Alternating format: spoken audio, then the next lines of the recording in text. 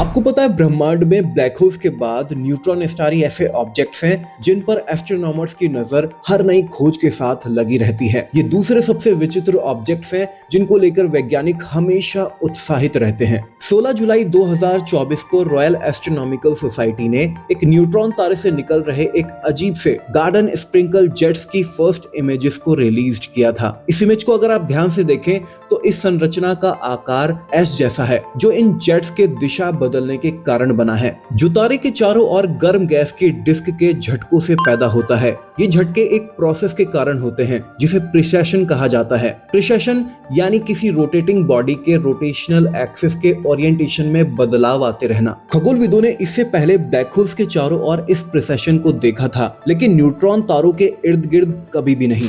यह particular object binary system Circinus X-1 में मौजूद है, जो हमारी पृथ्वी से 30,000 प्रकाश वर्ष से भी ज्यादा दूर है।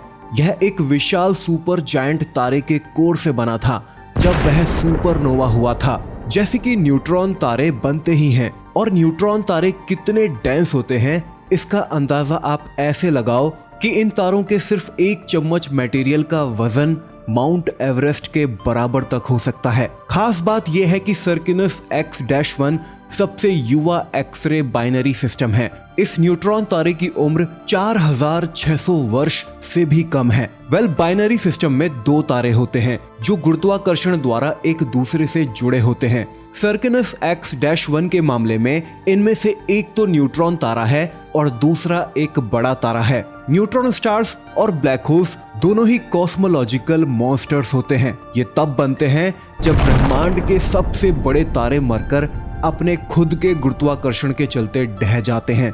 हालांकि ब्लैक होल्स इन दोनों में काफी ज्यादा द्रव्यमान वाले होते हैं और वैज्ञानिक सिर्फ उनके गुरुत्वाकर्षण के माध्यम से ही उनको डिटेक्ट कर पाते हैं, क्योंकि जैसा कि हम जानते हैं कि ब्लैक होल्स के गुरुत्वाकर्षण से रोशनी तक नहीं बच पाती है, तो इसको सीधे तौर पर देख पाना तो पॉसिबल नहीं हो पाता है। वहीं वैज्ञानिक न्यूट्रॉन तारों की सीधे तौर पर ऑब्जर्वेशन कर सकते हैं, उनके बेहद ज्यादा घनत्व के बावजूद। न्यूट्रॉन तारे ब्लैक होल्स के बाद ब्रह्मांड में सबसे एक्सट्रीम ऑब्जेक्ट्स में से एक होते हैं और इनका इंटीरियर पूरी तरह से न्यूट्रॉन से बना होता है।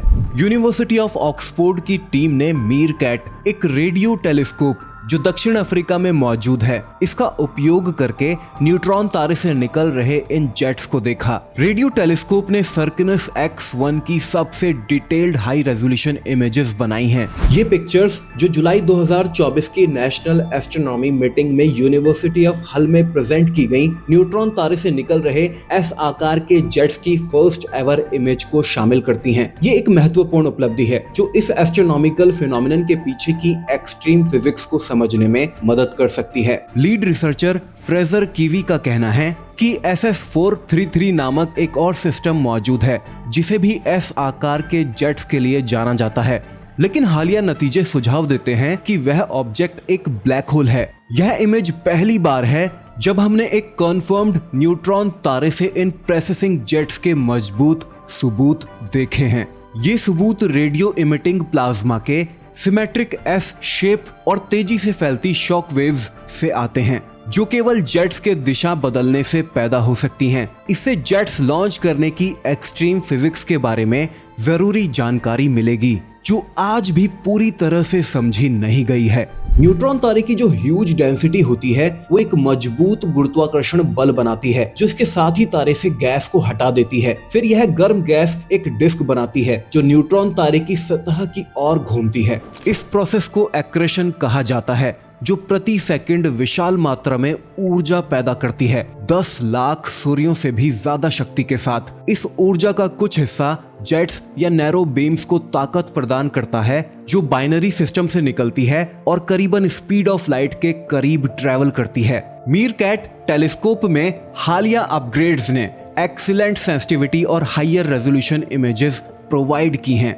इनकी सहायता से टीम ने सर्किनस X-1 के जेट्स में एक साफ एस आकार की संरचना देखी जो एक गार्डन स्प्रिंकल से पानी के छिड़काव के जैसी है। आप भी इन इस प्रकार की जेट्स को अपनी स्क्रीन पर बखूबी देख पा रहे होंगे। और सिर्फ इतना ही नहीं, शोधकर्ताओं ने मूविंग टर्मिनेशन शॉक्स भी खोजे। ये पहली बार रिकॉर्ड किए गए शॉक्स थे जो एक एक्स-रे बाइनरी से आ रहे थे। ये वे क्षेत्र हैं जहां जेट्स सराउंडिंग मटेरियल में जोर से टकराती हैं, जिससे ये शॉक वेव्स पैदा होती हैं। कोवी की टीम ने इन शॉक वेव्स की गति को प्रकाश की गति का लगभग 10% तक मापा। इससे पुष्टि हो गई कि तेजी से चलने वाली इन जेट्स ने ही इन्हें पैदा किया था, ना कि कुछ धीमी जैसे कि तारे से निकली मटेरियल की हवा ने। कोवी का कहना है कि इन शॉक वेव्स का वाइड एंगल हमारे मॉडल्स के साथ मेल खाता है, इसीलिए हमारे पास 2 मजबूत सबूत हैं जो ये बताते हैं कि ये न्यूट्रॉन तारा ही ये जेट प्रोसेसिंग कर रहा है। शॉक वेव्स की गति को मापना भी खगोलविदों को यह समझने में मदद करेगा कि उन्हें पैदा करने वाले जेट्स किससे बने हैं। शॉक वेव्स अंतरिक्ष में पार्टिकल एक्सेलरेटर्स की तरह काम करती हैं, हाई एनर्जी कॉस्मिक रेज को पैदा करती हैं और जिन पार्टिकल्स को एक्सेलरेट किया जा सकता है उनकी ज्यादातर ऊर्जा उनकी गति पर निर्भर करती है। यहाँ कोवी का कहना है कि सर्कनस X-1 आकाश को एक्सरे में देखने पर सबसे चमकदार ऑब्जेक्ट्स में से एक है और इसे आधे से ज्यादा सेंचुरी से स्टडी किया गया है, लेकिन इसके बावजूद यह हमारे सबसे रहस्यमय सिस्टम्स में से एक है। इसके व्यवहार के कई पहलू आज भी ढंग से समझाए नहीं जा सके हैं, इसीलिए इस सिस्टम पर नए सिरे से प्रकाश डालना बहुत फायदेमंद है, जो दूसरों के 50 सालों के काम पर आधारित है। अब वैज्ञानिकों का अगला कदम इन जेट्स को लगातार मॉनिटर करते रहना और देखना है कि क्या ये समय के साथ हमारे एक्सपेक्टेड तरीके से बदलते हैं या नहीं। इससे हमें इनकी विशेषताओं को और ज्यादा सटीक रूप से मापने और इस रहस्यमय ऑब्जेक्ट के बारे में और ज्यादा सीखने को मिलेगा।